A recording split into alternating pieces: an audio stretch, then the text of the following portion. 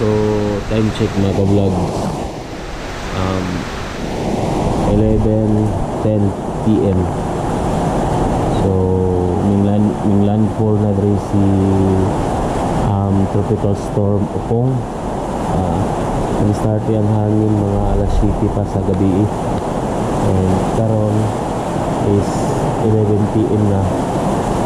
So maybe mabati niyo ang sound sa hangin o pagkakit sa hangin. So wala kayo na tulog ko na damod ko sa kuwang family, and ang atong tulog ka motor na nadya sa gawa sa tindahan. Ako nang di pasodri at sa may mangrove area kay dito sa pagkinganan na mabidaghang mga kahoy ba. So naglikay lang ko nga masin mga mabali, matumbahan. So nasa gawas karon. And ang mga manok ako sa discipline kanina na po alam is na mga kahoy ito sa likod. Basin na balik. Kaya kung di bantayan.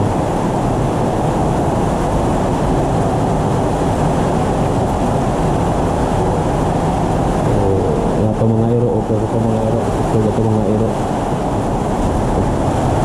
Wala ko sa hangin mga ka-vlog. Ay, sige sa bawas.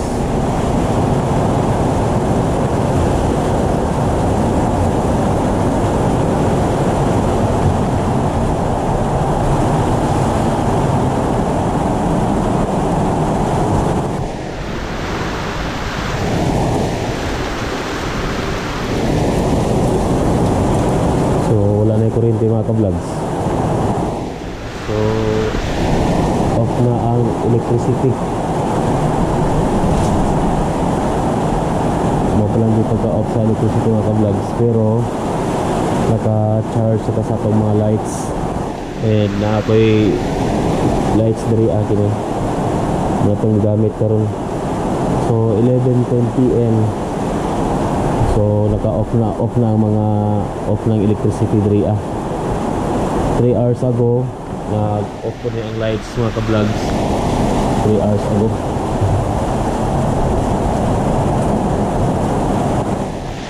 Kaya lang yung mga ka-vlogs sa kumputan niya mga dust down. So diri na agi sa mo ang putahan. Wala pa man gud ni main door kana. So diha agi.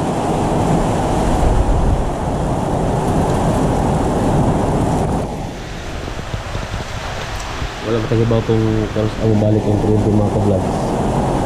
Pero at least maka-charge naman sa itong mga emergency lights, cellphones and power banks. At least maka-back up na tadaan. So update ang mga ka-vlogs. So kung mabalik ang kuryente, doon nag-iisip niya kay si Mrs. o si Eloise na adre pikas korto ano ay silang boy na adre wala na tayo lights din. So see you later mga ka-vlogs. Mag-update ko pag na tayo lights. So update mga ka-vlogs. So muna po kamo nang i-evacuate ang mga bata kung lang ito sa ilang ulatitay sa Igbaw kay di ko ni papa kita ko kayong dagat sa gawas. So storm surge meron ka nga dili lang gini mo dako, and si Dudong Did, si mama, si Langgoy, si Langging ito na nga to sa Igbaw. Ilang ulatitay ako nang gihapot nga to ganina, and ang 3 hours mo na lang ipangpatong ang mga gamit.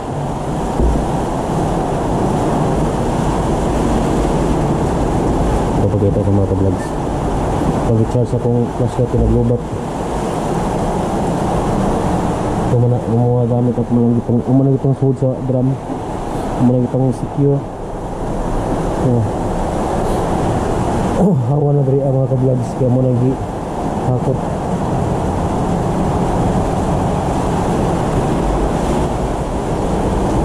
Diri sa gawas na ang dagat mga ka-vlogs.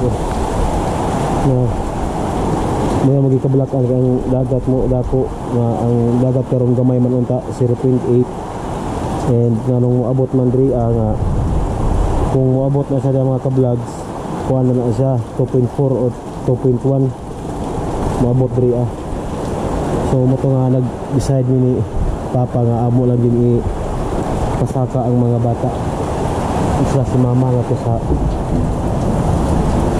Igbaw ilang ulatitay mga ka-vlogs ha mga dagat na siya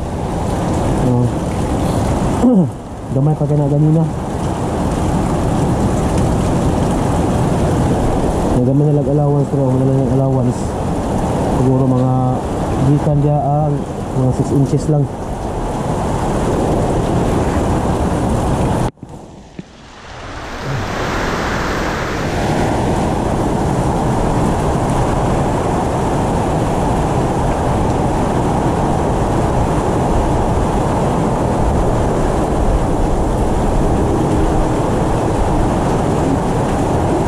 Papa mga ka-vlogs si father wala biscuit isla kung may biscuit biscuit o sakit dagat mo nga bantayan ang dagat nga mo dako para pagkuhanis mga gamit mga motor nakahangir ng mga motor amo na nagiangat gani na ang motor dito na gibutang dito mga ka-vlogs amo na lang giangat diri naka ng dagat mo abot na sa diri sa kini diri pita mo among gi kabalakan mga manok okay ra man yung mga manok na to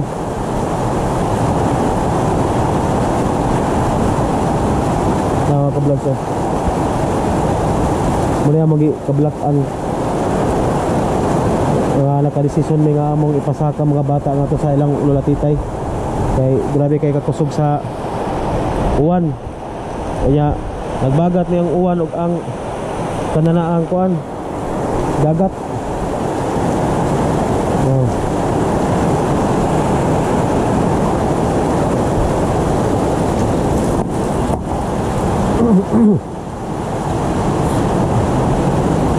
Pit dalang kapit ha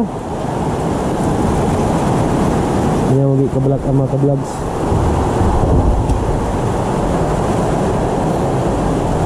nagkot na si Inday Kalila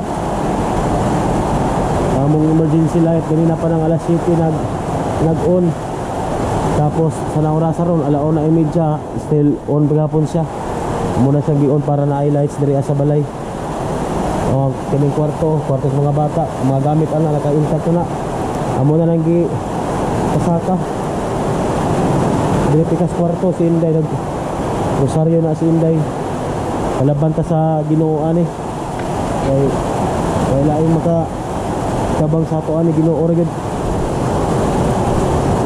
naota nga mutuang lang ning uwan para dili na nimo dako ang dagat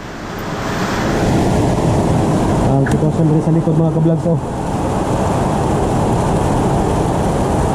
na karegi pahimo nga banggira atong silky nga chicken atong ipasilong diaw manggamit amo nagihangir kaliro tapos ang tangkal sa palito tangkal ay kung makita niyo ang movement nga ka-vlog sa dagat mga ka-vlog na masaka na magbagat inighapak ka rin sa bawd ighapak sa bawd nga rin sa daplin nga musugat po ang tubig gikan sa bukid kaingon sa dagat muna nga butapwak din sa diri atong kanaway ato nang gihipos atong kanaway mga ka-vlogs kay naabot na tangtan ng ilahang katugan ubang samo nato na diri safety sa diri wala pag kuryente wala na imidya kuan din nga mga ka-vlog sa barangay poblasyon Tabango Liti namin sa Sikit Talan mga mo ang sitwasyon diri sa lugar patag vlog kay wala pa na tago ang ato ang GoPro so ang update na ako sa inyo mga ka-vlog sa sitwasyon diri nag-charge ako sa kuang flashlight Time check guys, alas 2:24 sa kadlawon. And ang dagat is mo low tide sa paingon inig alas 2:52. So paano na lang atong paabot ang mga ka-vlogs. 30 minutes pa na lang para at least makaganawa na tag maayo. And ang dagat mga ka-vlogs is wala na kayo sabing tapwak sa dahil sa mga sakop. So pasensya kay gipisango ko kay sa paano siya sa sipon. And ako'y update gamay nga akong bantam natagak ni siya sa iyang batugan. Ako nang trapuhan niya akong giputos para ma-warm siya. Buti nga ma-okay ni sa ugma. Tam? Sleep lang na, sleep. Ano lang. So mapanay among sitwasyon diri mga ka-vlogs. Hangin ra among mga gamit. Ang hangin mga ka-vlogs ganina is diri na pita sa west. Karon diri na siya sa east mga ka-vlogs. Grabe kayo. Pagbalik niya baling kusog na kayo noon sa hangin. And mas kusog pa sa mga ka-vlogs kumpara sa hangin ganina nga dito pa sa west. So di man maklaro mga ka-vlogs. Ako tamo pagkitaon sa sitwasyon na to sa likod. Moto grabe kusog kanin ito anak. Kusog kaning bagyuhaman. Kaya timingan pagid nga naaday dagat which is 0.8 nga nirigid na mo i-evacuate ang mga bata. Ano lang diri ani papa og ni Mrs. nako ang nagpabiling diri para makasakaso diri sa panimalay. Kaya nga akong gikagulan kay ang mga motor ako ra bang nadangari sa katunggan kay naglikay lagi ko nga dili lagi matagatan ba sa sanga sa kahoy kay iyang giparkingan tungod man sa kahoy. So muna nga akong gigadri sa amuang payag sa mga mangrove. Wala sad ko nag-check, so mas mayo nga next time hindi lang unta, hindi lang labot. Hindi lang po ito mag-attract mo nga na itabo pa ni Potro. Kaya grabe ang trauma mga bata ganina pag travel na mo sa mga bata. Akong gidanga to sa ilang lola. Naghila ko mga bata kay sa kalisang nila ba sa sitwasyon na mo diri nga biya sila diri nga na mo sitwasyon. Okay lang unta nga okay lang din siya. So 30 minutes more pa ito paabutan para mo totally mo ubos sa ginang dagat. Inato ka kusog mga ka-vlogs kung nabati ninyo. Napaganita dili sakop how much more pag nakasagawas. Hindi na akong ginaang mga bata mga ka-vlogs. Sagol, uwan, hangin, tapos maglikay sa mga kahoy na mag-anamo. May pasibol basi mabali o na yung mga matagak na lubi. So mga challenging kay kanina. Wala ko ka feel of kapoy pero pagkahuman grabe kaya ako ang bagtak. So kung makailis na pataron kay wala man si Mrs. ka na ang nag-request na mag-ilis na bigta. So update lang ko niya mga ka-vlogs regarding sa ito ang sitwasyon niya.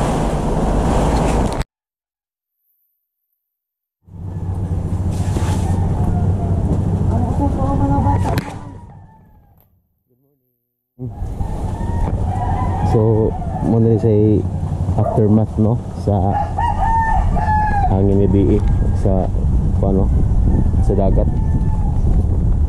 So DE ang dagat disdiri kutob. So taga patuhod.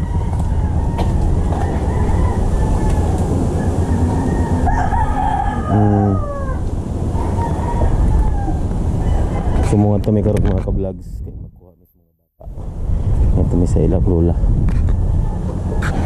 Dito po na gihatod mga bata gabi eh. So ako po ito. Kaban ako si Mrs. Tara.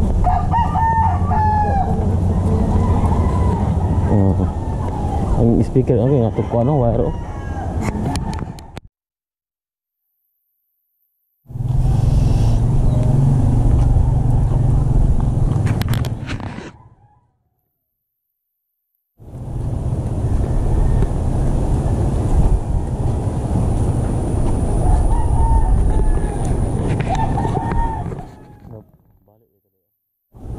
Akang ti ready po di ay. Ah. Nabali magluha. Ato amin rawas ila mo wa sa kay na kuan ang dito katora dito tukod. Oh. Kay og walay islab igo ang kutsi.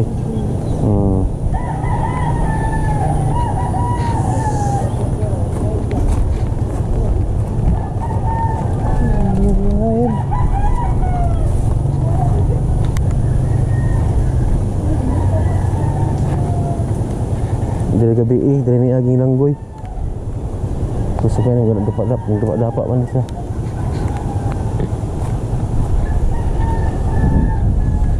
Naku saya hulha ko ako.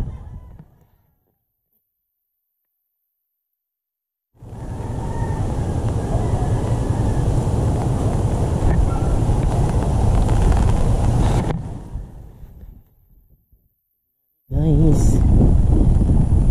Itu gamit guys.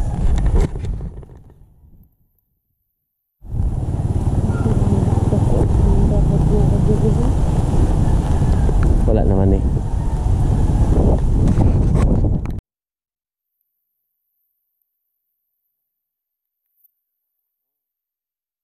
Pero may kumo sa pagtinalawan day. Kaya og simbako na inato luno ug anha.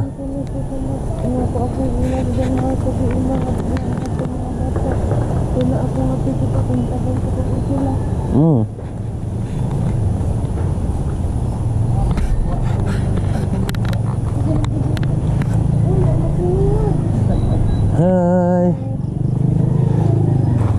Engko agi ko na mga ni mama ni mo kay kamulay gitatong na ni kay Belis, ayun ako lang. wa mo to ang tubig. Hapit. Hai. Kapit ang Dagat. ang dagat yung dako mo sila tumutoy pa makakita. Mingan na si Wuwo siyang manok. Duwa gani may taguan. Kaus Karon. Oh. May hawa na magkamainit. Oh, pa. Oh. Wala pa dai. Uto ni gamay betul. Hinay kadangog.